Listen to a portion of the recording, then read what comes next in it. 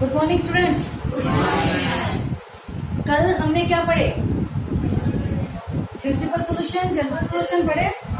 Okay, तो general solution के लिए हमने जो क्वेश्चंस को स्टार्ट दिए थे, तो कुछ स्टूडेंट्स के पर्सनल पे डिमांड आई या कमेंट्स आई कि थोड़ा फास्ट हो गया या थोड़े हेवी क्वेश्चन से स्टार्ट हो गया।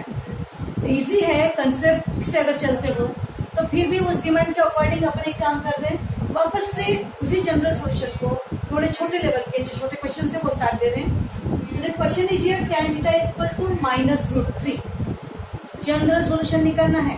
प्रिंसिपल सॉल्यूशन के लिए याद है आपको, एक बार अपन एक एंगल लेके दो बार अलाइड एंगल्स को यूज करेंगे। अब जनरल सॉल्यूशन के लिए tan theta is equal to minus, तो tan सबसे पहले नेगेटिव कौन से क्वाड्रेंट में आता है? कौन से क्वाड्रेंट में आता है? सेकेंड क्वाड्रेंट का यहाँ पर वो tan ऑफ हम लिखेंगे 2 थीटा √3 यानी कि 60 वाला यानी कि π/3 वाला, और सेकेंड क्वाड्रेंट का π/3 वाला यानी कि 2π/3। बात समझ में आ गई? Now this is tan theta यानी कि tan x is equal to tan alpha implies that x is equal to n pi, ध्यान रखो, n pi plus that alpha where n belongs to integer। using आप बोल सकते कि tan x is equal to tan alpha implies that x is equal to n pi plus alpha, और यही रहा आपका answer is a general solution. Is it? अगर यहाँ पर देखते हो कि cosec of 2x is equal to हमको यहाँ दिया गया है -√2। ओके, तो क्या करेंगे? सबसे पहले कोसेक नेगेटिव, सबसे पहले कौन से क्वाड्रेंट में? थर्ड क्वाड्रेंट में। ओके, तो फिर हम क्या करेंगे? Third quadrant. तो थर्ड क्वाड्रेंट में तो क्या आएगा? Cosec of 2x equal to third quadrant में √2 वाला एंगल कौन सा? 45 यानी कि π/4 वाला। ओके, 45 π/4 वाला। थर्ड क्वाड्रेंट का π/4 वाला कौन सा? थर्ड क्वाड्रेंट में π/4 वाला कौन सा? 5/4। गुड। तो क्या आएगा यहाँ पर? Cosec of 5π/4। इसी की तो वैल्यू -√2 बनेगा। क्लियर? मतलब सीधी सी बात है कि ये वाली वैल्यू देने वाला कोसेक का एंगल हमें याद रखना है, और हमारे पास में फॉर्मूला तो साइन, कॉस और tan को लेकर है, तो कोसेक का पहले क्या बना लेंगे? रेसिप्रोकल। तो cosec is equal to cosec, therefore उनका रेसिप्रोकल भी इक्वल। ओके, और उसके बाद में using sine x equal to sine alpha implies that x is equal to, x की जगह पर क्या है? 2x। तो x इज इक्वल टू, बोलो बोलो n pi plus -1 to the power n into alpha. Alpha की जगह पर where n belongs to integer. Using formula कौन सा? यूजिंग, बोलो, sine x is equal to sine alpha implies that okay, हमें value फिर x की निकालना है ना, तो डिवाइड बाई 2 कर लो, तो क्या आएगा? Therefore x is equal to n π/2 plus into, इसको डिवाइड बाई 2 करेंगे तो क्या आएगा? रे अपॉन 2 करके a कर जाएगा, तो 5π/8 n बिलोंग्स टू इंटीजर, तो क्या बोलेंगे? Is a general solution. Okay, तो note down this one. Now see the question here, cos of 3 theta is equal to cos of 2 theta. Method 1 जो कि हमने कल भी कर चुके हैं, कल के वीडियो में sin 3x और sin x, sin के बारे में था। दोनों भी जगह में cos और cos है, एक जगह cos है और एक जगह sin होता, तो मैं sin को cos में कन्वर्ट कर देती या फिर cos को sin में, लेकिन मुझे दोनों जगह सेम होना चाहिए। अब मैं क्या कर रही, इसको जैसे x की तरह ट्रीट करूंगी और इसको अल्फा। ओके, तो cos x is equal to cos alpha implies that x is equal to 2n plus minus alpha। तो x की जगह पर क्या ले रहे हैं यहाँ पर? 3 theta. 3 theta is equal to क्या बनेगा? 2n plus माइनस अल्फा की जगह पर क्या आएगा? Two theta. अब मेरे लिए थीटा को लेकर यहाँ पर दो इक्वेशंस आने वाले हैं, एक प्लस को लेकर और एक माइनस को लेकर। तो एक बार जैसे का वैसा प्लस को लेकर और जैसे का वैसा माइनस को लेकर। फिर ये subtracting theta is equal to 2n pi, ये इधर एडिंग तो 5 theta is equal to 2n pi, और यहाँ से तो थीटा निकल चुका है और यहाँ से थीटा फाइंड करने के लिए डिवाइड बाई 5। तो ये थीटा और ये थीटा रिप्रेजेंट करने वाले ये answer are general solutions. Okay, अब सेम क्वेश्चन अगर मेथड 2 जो डेरिवेशन में भी कर चुके हैं अपन, जुड़ा वैसे ही किया कि नहीं, cos x equal to cos alpha था, तो मैंने क्या किया cos x minus cos alpha बनाया था। ओके, तो यहाँ पर भी मैंने क्या किया, पूरा डेरिवेशन के थ्रू में एक प्रकार जिसको स्टेप किया फॉलो कर लिया। तो ये जो है ना, ये उधर ला लिया तो माइनस बन गया। Now using formula cos a minus cos b is equal to minus 2 sine of angles की addition upon 2 into sine of angles की सब्ट्रैक्शन अपॉन 2, और ये is equal to 0। Divide by -2 कर डालेंगे और डिवाइड बाय -2 करने के बाद में आपको लिखेंगे sine of this angle into sine of this angle is equal to 0। फिर दो क्वांटिटीज का प्रोडक्ट इज इक्वल टू 0 ना, इसका मतलब either of the quantities is equal to 0। इसका मतलब क्या हुआ, एक तो sine of this angle is equal to 0 या फिर ये वाला term is equal to 0।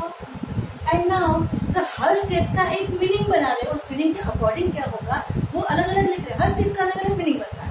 Okay, इस स्टेप का क्या मीनिंग बना, ये इस स्टेप का इस पर से subtracting cos of 2 theta ordinary meaning. इसका क्या बना, applying the formula cos a minus cos b। इसका क्या मीनिंग बना, -2 से डिवाइड करने के बाद क्वांटिटीज का प्रोडक्ट 0 है, तो either of the factors simplify कर दिया, पहले सिंप्लीफाई कर दिया एंगल के अंदर, अब सिंप्लीफाई ये मीनिंग हो गया उसका। ठीक है, अब इसका मीनिंग क्या होगा, either of the factors is equal to 0 algebraically, और इस तरीके से ऐसा हर स्टेप का एक मीनिंग बनते जा रहा है।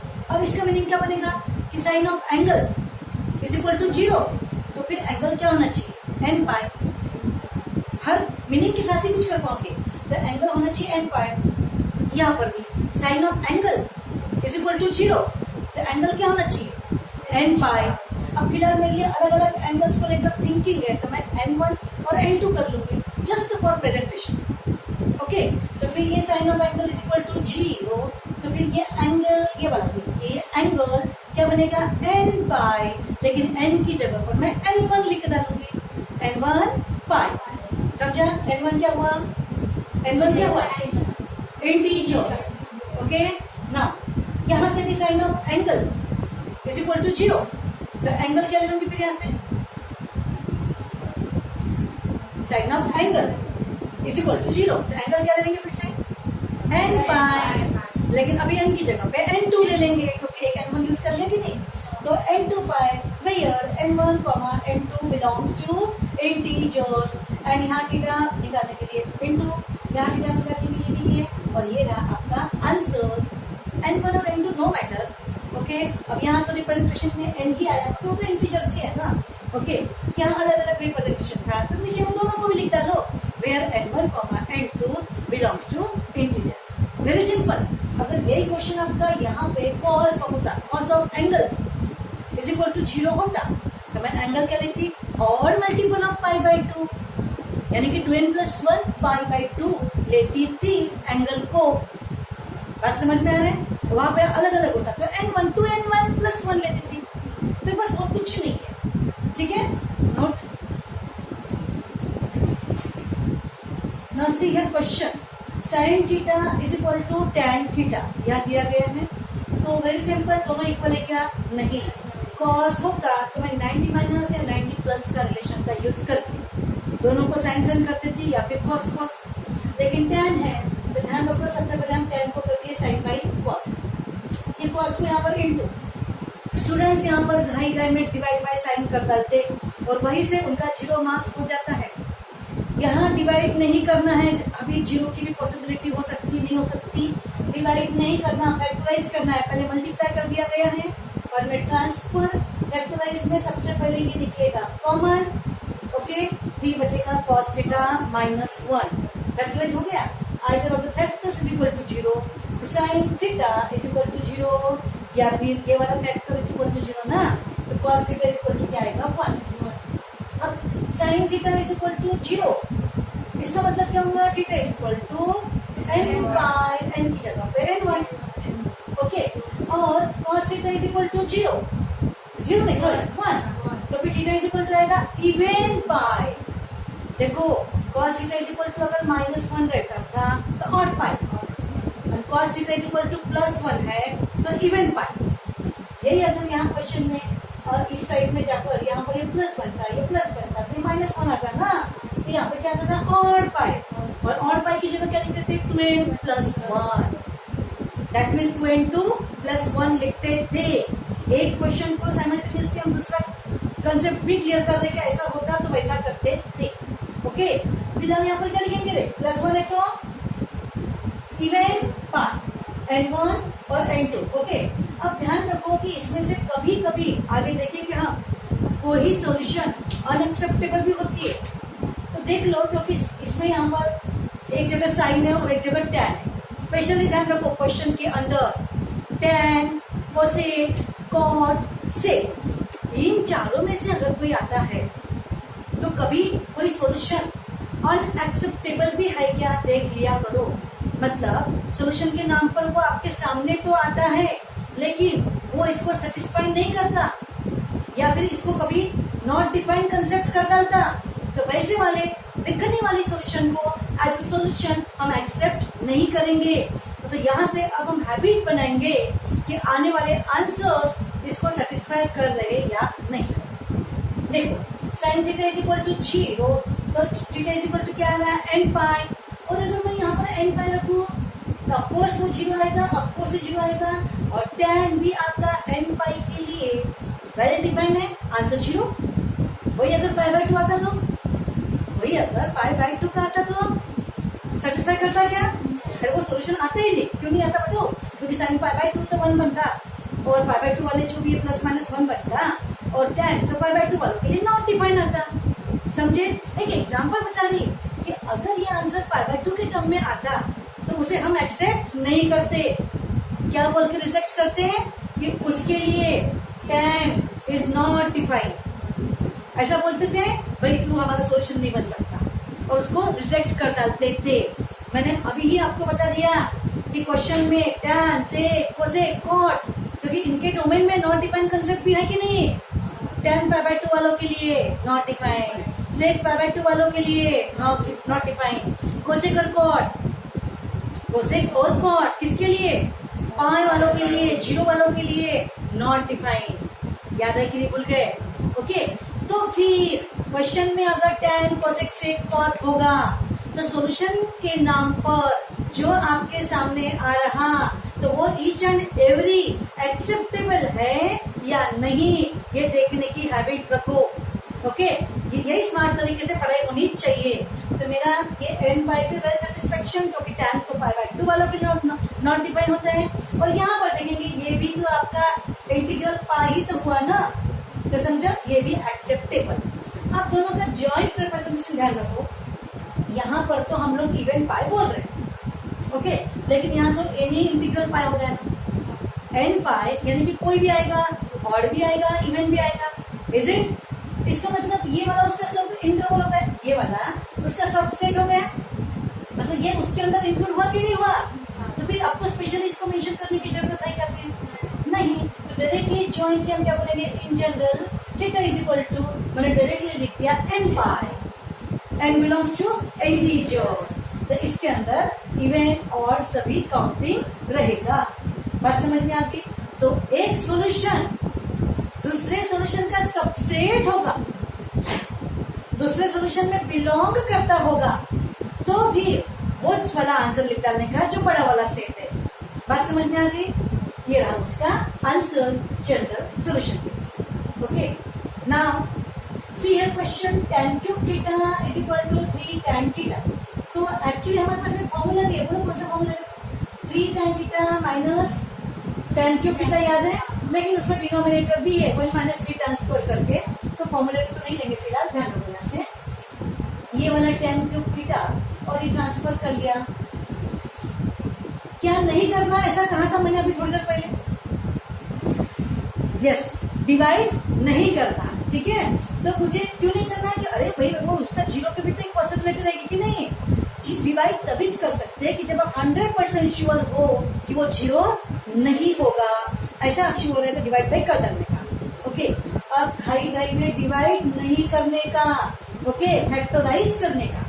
फैक्टराइज करने के लिए क्या करेंगे, सबसे पहला कॉमन, तो कॉमन निकलता है क्या, tan थीटा, ब्रैकेट में क्या आएगा, tan square theta minus 3 is equal to 0। फिर either of factors is equal to क्या बनेगा, tan theta is equal to 0 और tan square theta is equal to 3। बात समझ में आ गई। अब यहाँ स्क्वायर को देख के कौन से फॉर्मूले की याद आ रही, आई क्या आपको कुछ याद, अभी तक की एक भी बार हमने यूज नहीं किया वो फॉर्मूला। स्क्वायर को लेके भी तो 3 फॉर्मूले डिराइव किए ना हमने कल। देखो नंबर 1 और नंबर 2 देकर रख दिए। पहला tan theta is equal to 0, that means theta is equal to tan theta is equal to 0, that means theta is equal to n pi. n pi तो क्या बोल देंगे, n1 pi, n1 belongs to integer. एक आंसर का set आ चुका। Okay, दूसरे के लिए नाउ ध्यान रखो, यहाँ से tan square theta is equal to आपको मिलेगा 3/2। 2 से हम लोग कर रहे हैं, स्क्वायर के फॉर्मूले का लिखा के दिए थे हमने। Therefore tan square theta is equal to 3 मतलब किसका स्क्वायर बनेगा, √3 का। अपने को इधर भी स्क्वायर क्वांटिटी लाना है। कल हमने 3 फॉर्मूले लिए थे, sin square x is equal to sin square alpha, cos square x is equal to cos square alpha, tan square x is equal to tan square alpha. तीनों ही का answer x is equal to n pi plus minus alpha कल लिखा के दिए थे, कल की वीडियो में हो चुका है। तो पहले तो मैं इसको स्क्वायर बना लूं। 3 मतलब क्या बनेगा, √3 का स्क्वायर। तो ये tan square theta is equal to tan की भाषा में √3 किसके लिए, कौन से एंगल के लिए आएगा बोलो, tan की भाषा में √3 किसके लिए आएगा, 60 के लिए, करेक्ट। तो फिर क्या आएगा यहाँ से, tan of pi/3 का स्क्वायर। Is it? और now using formula, using tan square x is equal to tan square alpha implies that x is equal to n pi plus minus alpha. ये फॉर्मूले का यूज करके यहाँ पे answer क्या आएगा, therefore theta is equal to n pi, तो n की जगह n2 कर लो, क्यों, क्योंकि मैंने n1 यहाँ पे यूज कर लिया। तो फिर n पाई मतलब into pi plus minus alpha की जगह पर pi/3 where n2 belongs to integer। Is it? Any doubt? कोई डाउट नहीं। फिर therefore जनरल सॉल्यूशंस आर क्या रहेगा बोलो, पहला theta is equal to n1 by comma theta is equal to n2 pi plus minus pi/3 where n1 n2 belongs to integer। अब इसमें से कोई अनएक्सेप्टेबल होगा क्या, अगर मैं n पाई यहाँ रख दूँ तो दोनों ही साइड में 0 आ जाएगा। ये तो pi/2 वालों के लिए नॉट डिफाइन होता है। ओके, तो यहाँ पर कोई भी रख लो n की जगह पर 1 2 3 4, ये pi/2 वाला आएगा क्या आंसर, नहीं आएगा। तो ये भी नहीं आएगा, किसी के लिए भी pi/2 वाला नहीं आएगा।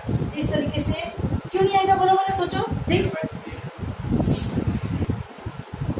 अब ये भी आपका pi/2 वाला नहीं है, आपको समझना है तो वो कैसा करेंगे। पाई अगर मैंने कॉमन निकाल दिया तो ब्रैकेट में क्या आएगा, n2 की जगह में n पकड़ लेगी प्लस माइनस 1/3 और बाजू में पाई। इसके लिए बता देंगे इसको क्रॉस मल्टीप्लाई करेंगे तो क्या आएगा, 3n + 1 और साथ में 3n - 1/3 और बाजू में पाई।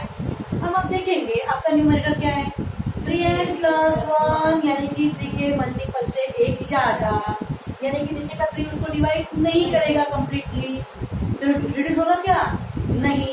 3n - 1 ये भी क्या हुआ आपका 3 के मल्टीपल से मल्टीपल नहीं है, वो भी 3 उसको डिवाइड नहीं करेगा, यानी कि ये जो भी नंबर आएगा ऊपर का ये पूरा फ्रैक्शन pi/3 वाला ही रहेगा।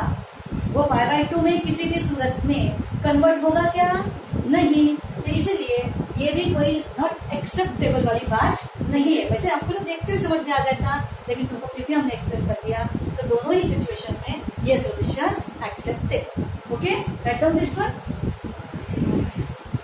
Now see your question, 4 sin square theta is equal to 3।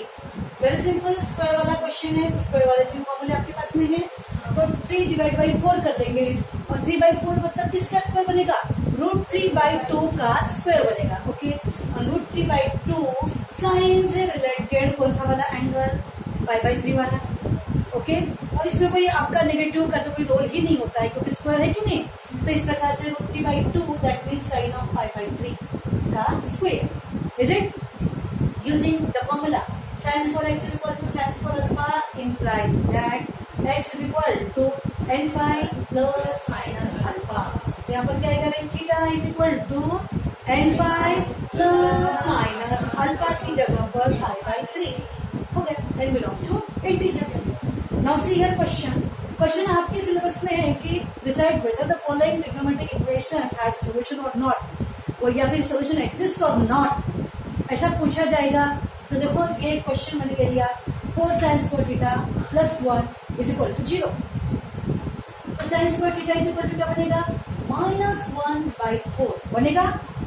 अब स्क्वायर कभी भी नेगेटिव हो सकता है क्या, नहीं हो सकता ना, हो गया। स्क्वायर क्वांटिटी यहाँ पर नेगेटिव दिया, इसका मतलब roots are not real number, हो सकता है क्या, नहीं ना। तो हमको बोलना पड़ेगा स्क्वायर के नॉट नेगेटिव, देखो थीटा विल नॉट रियल, या फिर सॉल्यूशन डज नॉट एग्जिस्ट भी दिया लिखा तो भी चलेगा। समझ में आ रहा, तो इसका सॉल्यूशन नहीं बनेगा ना। अब एक टाइप है स्टूडेंट्स, इस टाइप में ऐसा समझो कि इसको इसी चैप्टर के लिए नहीं करना है, जितने भी कैलकुलस के चैप्टर्स हम पढ़ने जाएंगे आगे, अभी ट्रिग्नोमेट्रिक, फिर इनवर्स ट्रिग्नोमेट्रिक, आगे रहेगा derivative, integration, differential equation. Okay, सभी जगह पर इस कंसेप्ट का यूज जो मैं यहाँ पे लिखवा भी दे रही हूँ, इसका यूज रहेगा पाइथागोरस ट्रिपलेट का यूज करके। तो क्या है वो कंसेप्ट है, आपके पास में क्वेश्चन भी मिला तो मुझे इस क्वेश्चन को इवैल्यूएट करना है ना, तो मैंने इसको इवैल्यूएट करना बाजू में रख दिया।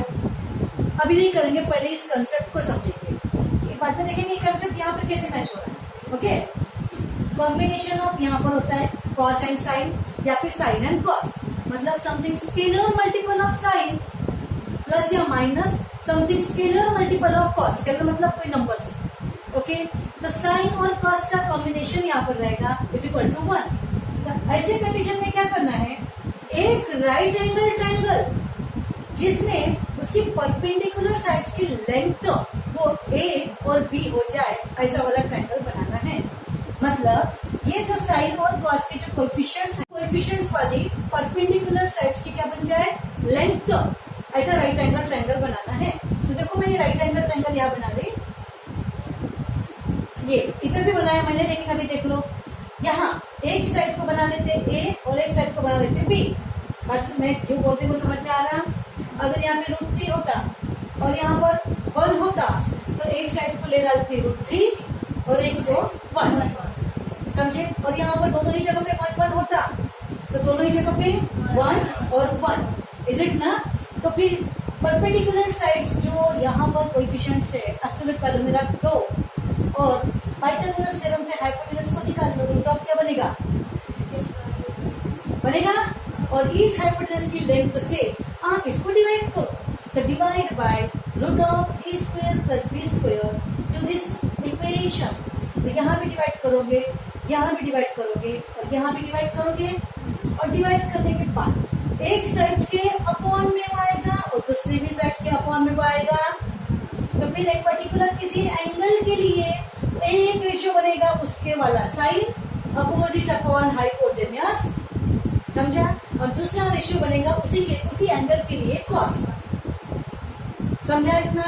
तो divide by root of a square plus b square, क्या दोनों ही साइड में। तो देखिए यहाँ से आपने डिवाइड करने के बाद आपकी स्टेप क्या बन रही है, a upon root of a square plus b square into ये वाला cos x जैसे का वैसा,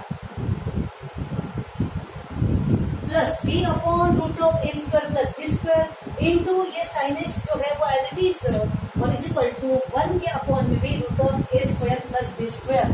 कोई डाउट हो तो अभी क्लियर कर लो। क्या कर रहे हैं, कॉम्बिनेशन ऑफ साइन कॉस अगर होगा तो उस कंडीशन में क्या करेंगे, साइन और कॉस के जो कोएफिशिएंट्स के नंबर्स है उस नंबर्स के लेंथ में परपेंडिकुलर साइड्स बन जाए, ऐसा राइट एंगल ट्रायंगल हम बनाएंगे। बनाया तो हाइपोटेनस बन जाएगा रूट ऑफ उनके दोनों की स्क्वायर्स की एडिशन। ओके, फिर हम जानते हैं कि एक रेशियो किसी एंगल के लिए, अगर ये एंगल मैंने यहाँ पे थीटा लेंगे, इधर लेंगे, देखो इधर, तो ए अपॉन ये वाला साइड यानी कि ये फ्रैक्शन कौन सा, ये ए अपॉन का ये वाला फ्रैक्शन, ये फ्रैक्शन बन जाएगा इस एंगल के लिए कॉस एडजेसेंट अपॉन हाइपोटेनस, है ना, और ये बी अपॉन बनेगा इस एंगल के लिए साइन बनेगा। अब अगर मैंने यहाँ का थीटा ले लिया तो ए अपॉन का बनेगा साइन और बी अपॉन का बनेगा कॉस, इज इट, तो एक बनेगा साइन और एक बनेगा कॉस। तो फिर देखिए यहाँ से इसको मैंने पकड़ लिया साइन, तो considering a upon root of a square plus b square is equal to sine, एक अल्फा एंगल प्रोवाइड कर रहे हैं हम, तो थीटा तो वेरिएबल को ट्रीट कर रहे कि नहीं, तो कांस्टेंट की जगह पे अल्फा ले लेते फिलहाल, और दूसरे रेशियो को b upon root of a square plus b square को ले लेते अपन सेम एंगल का कॉस, इज इट, और फिर इसी के साथ में इसकी जगह क्या बन जाएगा, sine alpha into cos x plus इसकी जगह पर cos alpha into sine x और is equal to 1 upon root of a square plus b square. Okay, और फिर इसके बाद ये आइडेंटिटी क्या बनेगी, sine a cos b plus cos a sine b, तो आंसर क्या आएगा, sine of a plus b. Okay, sine of a plus b is equal to ये रहा आपका नंबर, ठीक है, तो यहां तक के नोट डाउन कर लो। तो फिर देखिए स्टूडेंट्स, यहाँ से sine of alpha plus x is equal to 1 upon root of a square plus b square fraction मिला। तो अब यहाँ पर हम जानते हैं कि ये फ्रैक्शन ये पॉजिटिव है, a square plus b square root के अंदर है, ये पॉजिटिव फ्रैक्शन है, मतलब यहाँ ये फ्रैक्शन कोई ना कोई एंगल के लिए साइन ऑफ होगा। जैसे यहाँ पर 1/2 होता तो हम क्या बोलेंगे 30 के लिए साइन ऑफ होगा, तो मैं इसकी जगह पे sine 30 that mean sine π/6 put करती थी। अगर यहाँ पे 1/√2 होता तो 45 के लिए वो साइन ऑफ होता, तो इसकी जगह sine 45 that mean sine π/4 put करते हैं। तो बोलना ये है कि कोई ना कोई एंगल होगा कि जिसके ऊपर साइन अप्लाइड ये फ्रैक्शन बनेगा, तो इसका हम लिख रहे हैं कि suppose that angle is beta, एक मान के चलिए, तो sine of beta is equal to fraction होगा, तो beta lies in first quadrant जो कि आपका पॉजिटिव फ्रैक्शन है। ओके, और इस तरीके से फिर according to sine x equal to sine alpha implies that this angle is equal to n pi plus minus 1 to the power n into that alpha की जगह यहाँ बीटा या जो भी आप ले रहे हैं वो पुट करके अकॉर्डिंग टू जो भी आपका प्रॉब्लम रहेगा। मेन क्या है स्टूडेंट्स, स्ट्रक्चर साइन कॉस का कॉम्बिनेशन, ए कॉस प्लस बी साइन या फिर ए साइन प्लस बी कॉस, ए और बी की जगह पर जो भी रियल नंबर्स वहां देंगे उनके दोनों की स्क्वायर्स की एडिशन का रूट से हम क्या करेंगे, डिवाइड करेंगे। ये स्ट्रक्चर, ये फॉर्मेट आपको समझना है, इसके लिए आर्बिट्ररीली हमने क्वेश्चन पे जस्ट प्रैक्टिस में किया है, अब हम न्यूमेरिकल वैल्यू लेकर इस क्वेश्चन को करेंगे। सो वो क्वेश्चन जो हमने स्टार्ट किए थे वो था आपका sine theta plus cos theta is equal to 1। तो इस क्वेश्चन में हमने स्टार्ट किया था आर्बिट्ररी एल्गोरिथम। तो अब देखो यहाँ से a की जगह पे 1 है और b की जगह पर 1 है, तो हम क्या करेंगे, 1 का स्क्वायर प्लस ये वाले 1 का स्क्वायर दैट मीन्स बनेगा 2, 1 का स्क्वायर प्लस 1 का स्क्वायर 2 और उसका स्क्वायर रूट, तो फिर हम बोलेंगे डिवाइड बाय रूट ऑफ 1 का स्क्वायर प्लस 1 का स्क्वायर दैट मीन्स 2 तो बोथ साइड, तो देयरफॉर ये आएगा 1/√2 साइन थीटा प्लस यहाँ का ये वाला 1/√2 cos theta is equal to इस 1 के अपॉन में भी √2 divide by √2 to both side. ठीक है, देखो यहाँ से इस 1/√2 की जगह पर अब ये 1/√2 स्टैंडर्ड फ्रैक्शन है, हमें पता है ना ये ट्रायंगल जो बनेगा यहाँ से ये साइड ये 1 प्रोवाइड कर रहे, ये 1 ये बनेगा आपका √2। ओके, और फिर हम जानते हैं कि किसी एंगल के लिए 1/√2 बनेगा कॉस और सेम एंगल के लिए ये 1/√2 बनेगा साइन। वो एंगल को थोड़ी देर के लिए अपन अल्फा कंसिडर कर लेते हैं, लेकिन अगर वो एंगल आपको खुद पता होगा, यानी फ्रैक्शन पता है कि 1/√2 और 1/√2 से रिलेटेड ये स्टैंडर्ड एंगल कितना बनेगा 45 डिग्री, दैट मींस π/4। तो ये जो है π/4 हम ले सकते हैं अल्फा की जगह पर 45, दैट मींस π/4। ओके, तो फिर 1/√2 की जगह पे हम ले लेते हैं यहाँ पर cos π/4 1/√2 की जगह पर, और इनटू ये sin theta as it is, plus ये वाले 1/√2 की जगह पे बनेगा वाइस वर्सा, अगर इधर cos ले लिया तो इधर बनेगा sin π/4, और इनटू ये वाला आपका cos theta as it is, और इज इक्वल टू ये रहा 1/√2। ओके, तो इस तरीके से आइडेंटिटी कर रहे हैं। यहाँ से देखो sin A cos B plus cos A sin B, that means sin of A plus B, A की जगह थीटा और B की जगह π/4, तो sin of A plus B is equal to ये रहेगा आपका 1/√2 एज इट इज। ओके, अब ये क्वेश्चन बन गया है sin x is equal to मुझे चाहिए sin अल्फा। तो देखिए ये वाला एज इट इज हम लिखेंगे, और फिर sin ऑफ एंगल को पुट करेंगे, लेकिन 1/√2 फ्रैक्शन हमें पता है कि वो कौन से एंगल के लिए होता है, π/4 के लिए। तो अल्फा की जगह पर यहाँ क्या पुट करेंगे π/4। मान लीजिए वो कि जैसे यहाँ पे 1/√3 आता, तो 1/√3 कौन से एंगल के लिए है ये आपको एकदम नहीं मालूम, तो उसकी जगह सब कोई तो एंगल होगा ना, ये सोच के अपन साइन अल्फा वहां बोलते और बताते कि अल्फा वो एक एंगल है कि जिसके ऊपर अप्लाइड साइन से आंसर 1/√3 आता है, ऐसा मेंशन कर देंगे, लेट दैट एंगल भी अल्फा करके। लेकिन अगर वो एंगल आपको पता होगा तो फिर अल्फा लेने की कोई जरूरत ही नहीं है, तो 1/√2 से रिलेटेड एंगल आपको पता है कि वो है π/4, तो इसीलिए फिर 1/√2 की जगह पे हम रख देंगे साइन ऑफ π/4। ओके, अगर यहाँ पे ये आइडेंटिटी हम कॉस में कन्वर्ट करते थे तो फिर मैं इस 1/√2 की जगह पर कॉस ऑफ π/4 पुट करती थी, और इस तरीके से sin x is equal to sin alpha implies that x is equal to, x की जगह पर ये है is equal to n pi plus minus 1 to the power n into alpha की जगह पर π/4 where n belongs to integer. Okay, theta की value find करना है, पावर को ट्रांसफर कर लेंगे, therefore theta is equal to n pi plus as it is, और ये जो इधर है तो माइनस π/4, ये बनेगा इज जनरल सॉल्यूशन। ओके, तो आपका टाइप क्या चल रहा था, combination of sine and cos का टाइप आपका चल रहा है। Okay, now the question is √3 cos theta minus 1 sin theta is equal to 1। तो combination of sine and cos is given. देखिए मैंने इस क्वेश्चन की प्रैक्टिस सिर्फ इसी चैप्टर के लिए हम लोग नहीं कर रहे, आगे आने वाले कैलकुलस के डिपार्टमेंट में सभी चैप्टर्स में कहीं ना कहीं एक ना एक बार या एक से ज्यादा बार ये कॉम्बिनेशन वाले क्वेश्चंस आएंगे, और ऐसा सिंप्लीफाइड जो हम साइन ऑफ या फिर कॉस ऑफ जो बनाते हैं वो हर चैप्टर में आपको बनाना पड़ेगा। तो देखिए यहाँ पर a इज इक्वल टू क्या है √3 है, और b इज इक्वल टू क्या है -1 बोल सकते हैं या अब्सोल्यूट वैल्यू में 1 बोल सकते हैं। तो डिवाइड बाय रूट ऑफ √3 का स्क्वायर क्या बनेगा 3, और 1 का स्क्वायर क्या बनेगा 1, that means 4, that means square root of 4। Okay, तो divide by root of 4 that means divide by √2, क्योंकि √4 की वैल्यू क्या है 2 both side of the equation. Okay, तो यहाँ से क्या आएगा √3/2 cos थीटा माइनस 1, ये 1/2 sin थीटा, और इज इक्वल टू 1/2। ये बनेगा आपका ट्रायंगल यहाँ से, और एक साइड हमने क्या ले लिया जिसमें को ये अगर अल्फा एंगल हम ले लेते हैं, ऐसे कंडीशन में √3/2 identity cos minus sin better, या देखो आइडेंटिटी साइन ऑफ भी ला सकते या cos ऑफ भी ला सकते, जो आइडेंटिटी लाने में आप कन्वीनियंट हो।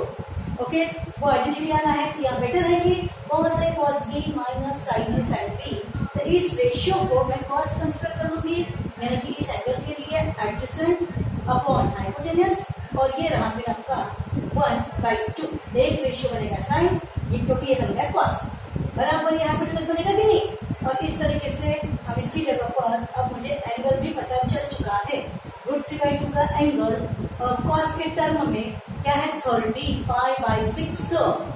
ओके, क्योंकि 1/2 sin π/6 का आंसर और √3/2 या cos π/6 का answer.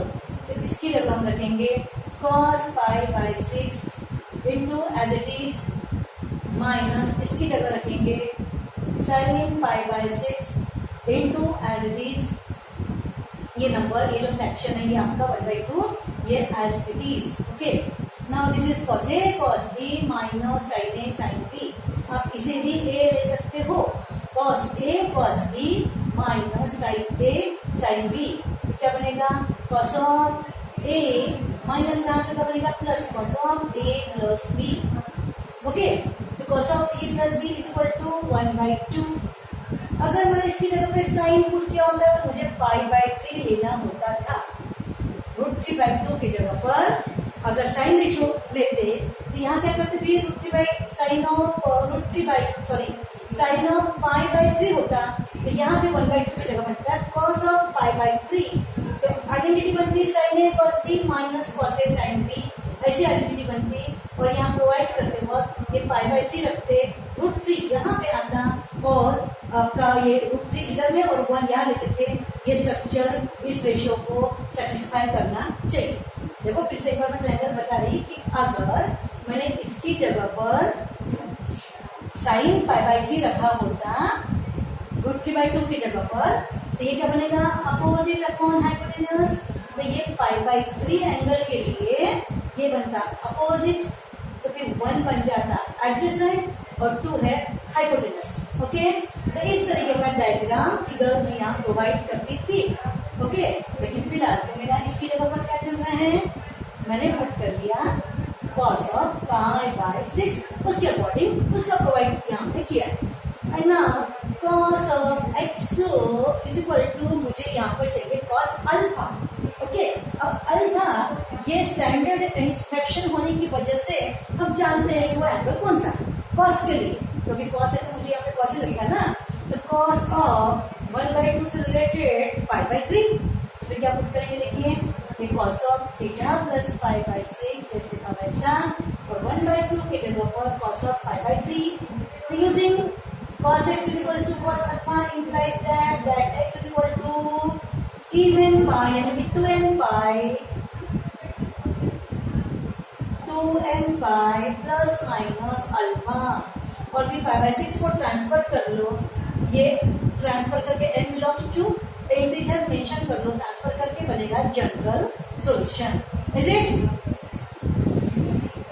Now the question is sec square 2θ is equal to 1 minus tan 2θ।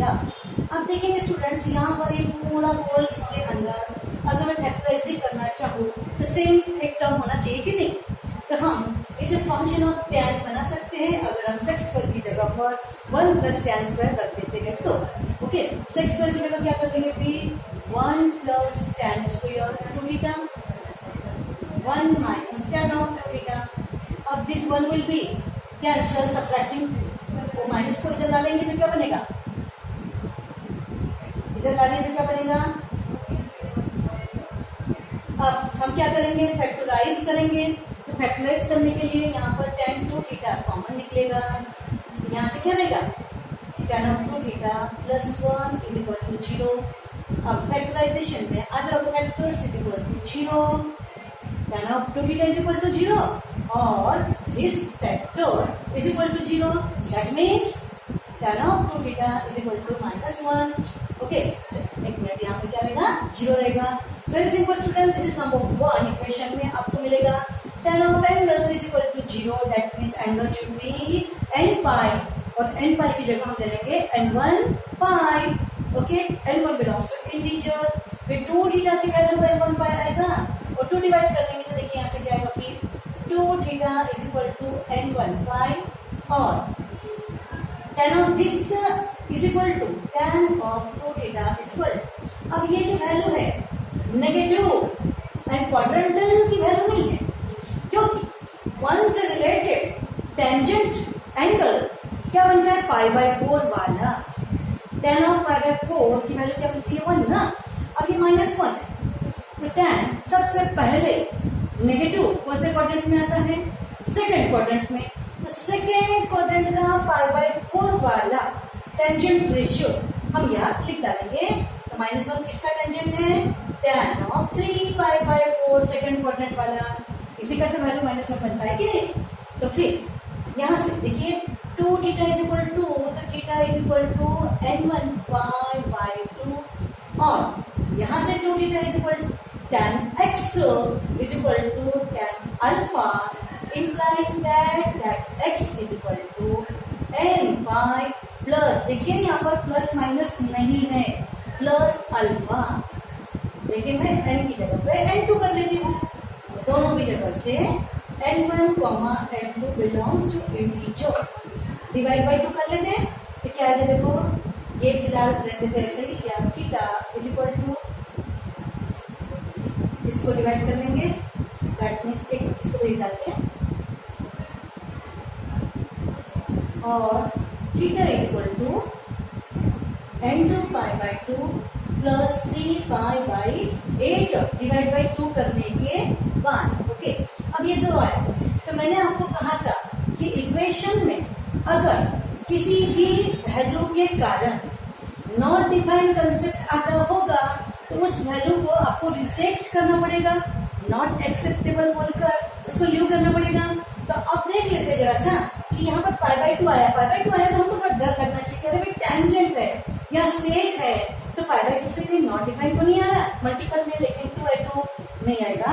अगर मैंने π/2 यहाँ रख दिया 1 2 3 4 5 4, तो और π/2 के लिए π/2 ही रहेगा ना, तो वो π/2 यहाँ रख भी देंगे, तो 2 गेट्स कैंसल।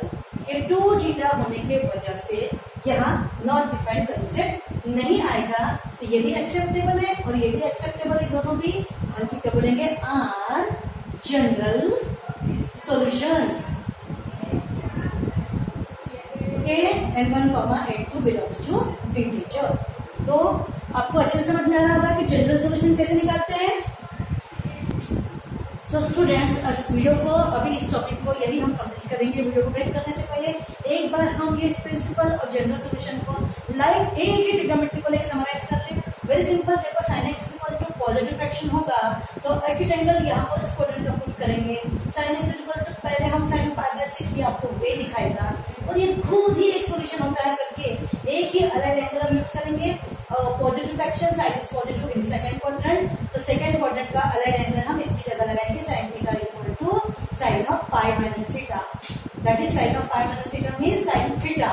ओके, ये इधर ऐसा लिखा तो भी चलेगा वैसा वैसा, दोनों के अटैचमेंट किसके साथ में, 1/2 के साथ में। इसका कैलकुलेशन करेंगे, ये बनेगा प्रिंसिपल सॉल्यूशन। यही आंसर अगर नेगेटिव होगा तो हम क्या करेंगे, नेगेटिव 1/2 आने वाला साइन का एंगल जो है यहाँ पर, एक मिनट पहले हम क्या करेंगे, minus sin x equal to -1/2, that means minus sine of π/6। Okay, तो साइन इज नेगेटिव, तो नेगेटिव वाला क्वाड्रेंट साइन के लिए कौन सा बनता है, थर्ड एंड फोर्थ क्वाड्रेंट। तो थर्ड क्वाड्रेंट का अलाइड एंगल इस थीटा को लेकर, फोर्थ क्वाड्रेंट का अलाइड एंगल इस थीटा को लेकर, और attachment with minus sine of π/6, क्योंकि इससे नथिंग बट -1/2 ना।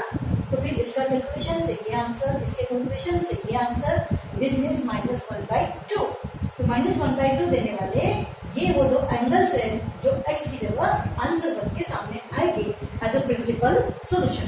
मैंने यहाँ जनरल बोला कि प्रिंसिपल में थोड़ा भूल से ये आपके क्या है, प्रिंसिपल सॉल्यूशन, ये भी क्या है, प्रिंसिपल सॉल्यूशन। ओके ना, अब देखिए यहाँ पर ये प्रिंसिपल मैंने साइन को लेके ऐसे दुनिया भर में जितने भी एंगल्स यहाँ पर देंगे उसके according x y z 2x आप फाइंड कर सकते हो, और साइन के बजाय वहाँ पे tan cot जो भी दिया आप कर सकते हैं।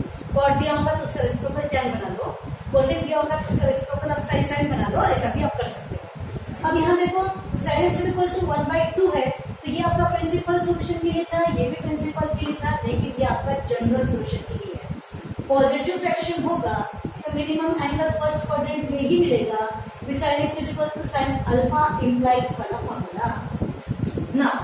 नेगेटिव फ्रैक्शन होगा तो नेगेटिव फ्रैक्शन के लिए फर्स्ट क्वाड्रेंट का मिनिमम एंगल नहीं मिलेगा, तो अकॉर्डिंग टू ट्रिग्नोमेट्रिक साइन कौन सा फर्स्ट अटेम्प्ट में थर्ड क्वाड्रेंट में नेगेटिव मिलेगा, तो थर्ड क्वाड्रेंट में 1/2 रिलेटेड एंगल हमने पुट करेंगे। उसी प्रकार टैन कॉट कोसेक सेक जो रहेगा उसके अकॉर्डिंग हम करेंगे। हाँ, कोसेक सेक कॉट रहा तो पहले उनके रेसिप्रोकल से आपको साइन कॉस टैन में आ जाना पड़ेगा, और फिर नेगेटिव फ्रैक्शन में अकॉर्डिंग टू वो वाला ट्रिग्नोमेट्री कौन से क्वाड्रेंट में नेगेटिव आता है फर्स्ट अटेम्प्ट में, वो वाला एंगल लेकर आपको पुट करना होगा। ओके, तो आपको एक क्लासिफिकेशन हो रहा है कि प्रिंसिपल में क्या करते हैं, जनरल पॉजिटिव फ्रैक्शन में क्या करते हैं, और जनरल नेगेटिव में मिनिमम फर्स्ट अटेम्प्ट में आने वाला angle, and then using formula x = n pi वाला। ठीक है, नेक्स्ट वन स्क्वायर रिलेशन होगा। साइन स्क्वायर x = कोई नंबर दिया होगा, तो पहले वो नंबर को हम क्या कर लेंगे, स्क्वायर में कन्वर्ट कर लेंगे, और किसी तो एंगल के लिए ये वाला sine applied angle, sine applied that angle is equal to ये फ्रैक्शन बनेगा ना। इवन यहाँ पर एक 1/√3 या 2/3 भी होता तो भी हम किसी से एंगल के लिए वो 2/3 आंसर बनेगा ना। तो वो एंगल हमें अगर नहीं पता है हम साइन अल्फा ले सकते हैं, यहाँ पर बनेगा साइन स्क्वायर अल्फा। ओके, लेकिन अगर ये स्टैंडर्ड फ्रैक्शन है और वो एंगल अगर आप जानते हो, आप उसी एंगल को पुट करोगे ना, तो फिर 1/√2 रिलेटेड एंगल टू साइन हम जानते हैं π/4 वाला, तो इसकी जगह रखेंगे साइन π/4 और उसका ये बन गया square. Now using sign square x = sine square alpha का ये रहा फार्मूला, यानी कि आपका सिलेबस ये जो टाइप है इसमें है, तो x की जगह वैरायटी वाले एंगल्स आएंगे। तो इस वीडियो को इस टॉपिक के साथ हम यही पे ब्रेक करेंगे और अगले वीडियो में फिर से मिलेंगे। ओके।